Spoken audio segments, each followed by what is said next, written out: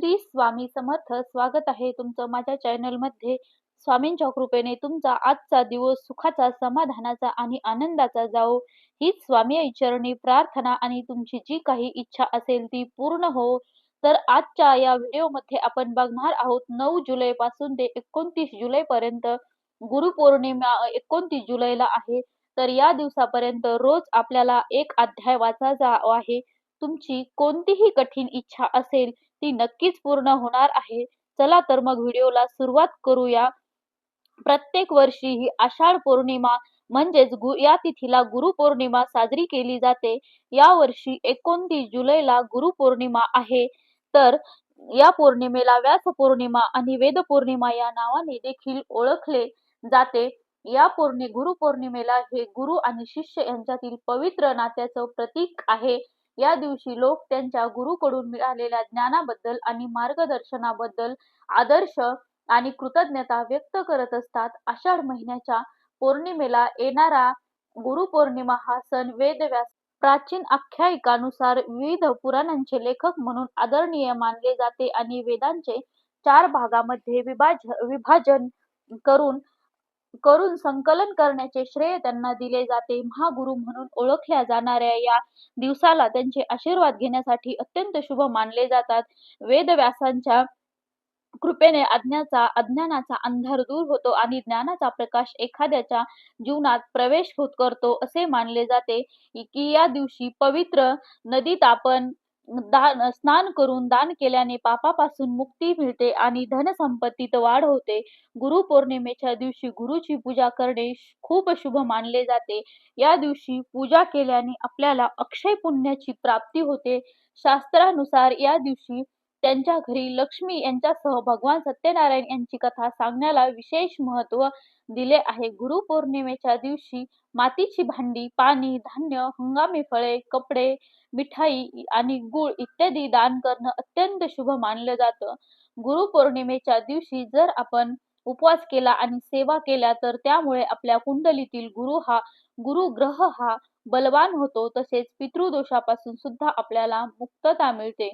गुरुपौर्णिमेच्या दिवशी गुरुतत्व अर्थात ईश्वरी तत्व नेहमीच तुलनेत 1 सहस्त्रपटीने जास्त कार्यरत असते आणि म्हणूनच प्रत्येक जण आपल्याला यथाशक्ती गुरुपौर्णिमेपर्यंत काही जण 21 दिवसांची सेवा करतात किंवा काही जण स्वामींची सेवा करत असतात. म्हणूनच आपल्याला 9 जुलै पासून ते गुरुपौर्णिमेपर्यंत आपल्याला अतिशय प्रभावी सेवा करायची आहे. हा एक अध्याय आपल्याला रोज वाचायचा आहे. हा अध्याय पठन केल्यामुळे जे नशिबात नसेल ती सुद्धा कठीण इच्छा तुमची पूर्ण अतिशय प्रभावी अशी ही सेवा आहे. तर ही सेवा कशी करायची, कोणत्या वेळेत करायची आहे, ही सविस्तर माहिती, अतिशय महत्त्वाची अशी माहिती मी तुम्हाला आजच्या व्हिडिओमध्ये सांगणार आहे. तर हा व्हिडिओ पूर्ण बघा आणि चॅनलवर नवीन असाल तर चॅनलला लाईक, शेअर, सबस्क्राईब करा आणि कमेंटमध्ये श्री गुरुदेव दत्त असे लिहायला अजिबात विसरू नका. सेवा भक्ती केल्याने संकट येणारच नाही असं होत नाही, पण भक्ती करूनही भक्ती केल्यावरही संकट येणारच नाही असं अजिबात नाही, पण भक्ती करून संकटाचा वेग मात्र कमी करता येतो. जसं की जिथे हात जाणार होता तिथे मात्र बुटावरच निभवलं जातं. पण तरी सुद्धा आपल्याला स्वामी भक्तीमध्ये असावं लागतं. स्वामीवर आपली अत्यंत श्रद्धा, अतूट विश्वास असायला हवा. तुम्ही कोणतीही सेवा करा, मग ती सेवा स्वामी चरित्र सारामृत पठण करा किंवा गुरुचरित्राचे पारायण करा, पण आपला विश्वास मात्र अतूट असायला हवा. आणि आपली जर इच्छा पूर्ण झाली नाही तर आपण स्वामी महाराजांसमोर रडत बसतो, त्यांच्यासोबत आपण भांडत असतो आणि मग पण ते खरंच आपल्यासाठी जे चांगलं आहे ते देत असतात आणि आपल्यासाठी जे योग्य आहे ते स्वामी बघत असतात. एखादी गोष्ट आपल्यासाठी चांगली असेल तरच ते आपल्याला देखील देत असतात. पण एखादी गोष्ट आपल्यासाठी आता चांगली आहे पण पुढे जाऊन जर आपल्याला त्या गोष्टी जर वाटत असेल तर ती आपल्याला स्वामी महाराज कधीच देत नाही. आता या गुरुचरित्र अध्यायातील एक अध्याय रोज पठण करायचा आहे तो म्हणजे गुरुचरित्रातील 9वा अध्याय. गुरुचरित्राचे पारायण केल्याने आपली गंभीर संकटातून बाहेर पडण्याचा आपल्याला मार्ग सापडतो, अशी मान्यता आहे. या ग्रंथाच्या वाचनाने आपल्याला या गुरुचरित्राचे पारायण केल्याने आपली गंभीर संकटातून आपल्याला बाहेर पडण्याचा मार्ग सापडतो, अशी मान्यता आहे. या ग्रंथाच्या वाचनाने आपल्या आयुष्यातील कुठल्याही प्रकारचे आजार, व्याधी नष्ट होतात. याने मनुष्य दुःखातून मुक्त होतो. घरामध्ये गुरुचरित्र पठण केल्याने नकारात्मक वातावरण नाहीसे होते आणि आनंद, चैतन्य वातावरण प्रसन्न राहते. पितृदोष, वास्तुदोष यावरती उपाय म्हणजे श्री गुरुचरित्र हा पवित्र ग्रंथ आहे. हे पारायण केल्याने प्रभावी अनुभव येतात. विशिष्ट समस्या जसे की लग्न, शिक्षण, नोकरी, आरोग्य यामध्ये येत असणाऱ्या अडचणी दूर होतात. आपल्या कुंडलीतील ग्रह, नक्षत्र, पितृदोष यावर श्री गुरुचरित्र हा एक रामबाण उपाय असल्याचे जाणकार लोक सांगत असतात. जर शक्य असेल तर आवर्जून गुरुचरित्र पारायण करा. गुरुचरित्र पारायण करणे जर शक्य नसेल तर गुरुचरित्रातील फक्त 9वा अध्याय तरी पठण करा. हा 9वा अध्याय आपण कधीपासून पठण करू शकता? आपण 21 दिवसांची सेवा करू शकता किंवा अगदी तुम्ही 11 दिवसांची सेवा सुद्धा करू शकता. ही सेवा करण्यासाठी आपल्याला संकल्प करायचा आहे. मग यासाठी एक नारळ, खडीसाखर घ्यायची आहे आणि हे घेऊन स्वामींच्या दरबारात, महाराजांच्या केंद्रात आपल्याला जायचं आहे. अगदी तुम्ही दत्तगुरूंच्या केंद्रात, मंदिरात गेले तरीही चालणार आहे. त्यानंतर आपली इच्छा, मनोकामना स्वामींना, दत्तगुरूला सांगायची आहे. तसेच मी कोणती सेवा करणार आहे, मग मी गुरुचरित्र पारायण करणार आहे किंवा गुरुचरित्र ग्रंथातील हा हा 9वा अध्याय पठण करणार आहे किंवा स्वामी चरित्र सारामृत पठण करणार आहे, ते आपल्याला बोलायचे आहे. आणि नारळ, खडी साखर घेऊन तिथे ठेवायची. घरी आल्यावर आपल्याला संकल्प करायचा आहे. आपल्या उजव्या हातात पाणी ठेवायचं आहे, घ्यायचं आहे. तुमचं नाव, गोत्र सांगायचं आहे. तुम्ही कोणती सेवा करणार आहात ते देखील तुम्हाला सांगायचं आहे.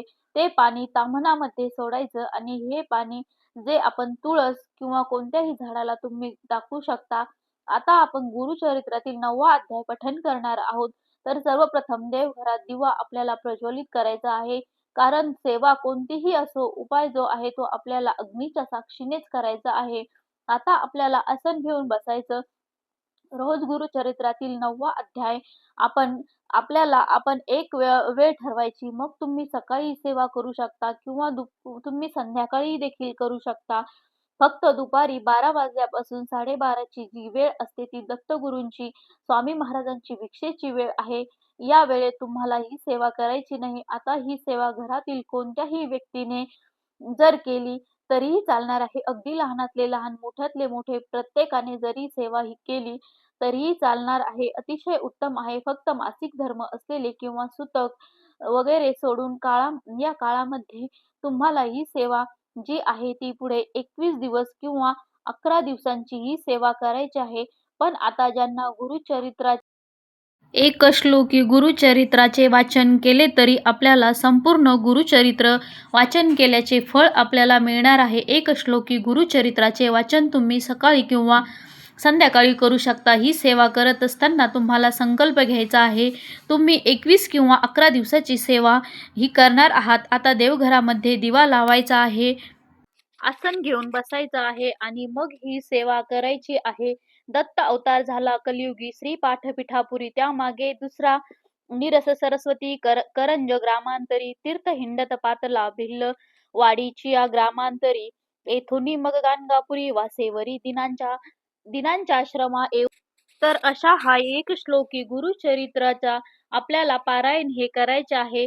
आता हा जर श्लोक तुम्हाला म्हणणं शक्य नसेल तर तुम्ही मोबाईलवर लावून म्हणू शकता तरी चालणार आहे. ही सेवा केल्याने संपूर्ण गुरुचरित्र वाचण्याचे फळ आपल्याला मिळते आणि इच्छित मनोकामना सुद्धा पूर्ण होते. फक्त कोणतीही सेवा करत असताना आपल्याला विश्वास आणि श्रद्धा खूप असणं महत्वाचे आहे.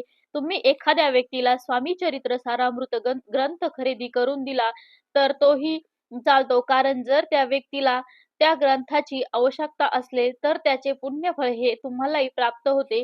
सर्वात मोठी स्वामी सेवा म्हणजे दुःखात असलेल्यांना स्वामी मार्ग दाखवणे. कारण त्याने एकदा जर स्वामींची सेवा केली तर त्याचे संपूर्ण आयुष्य उजळतं. आणि जर तुम्हाला एक श्लोकी गुरुचरित्राचे वाचन करणे सुद्धा शक्य जर नसेल, तर तुम्ही फक्त श्री स्वामी समर्थ या मंत्राचा निरंतर जप केला तरीही तुम्हाला त्याचा खूप चांगला अनुभव येतो.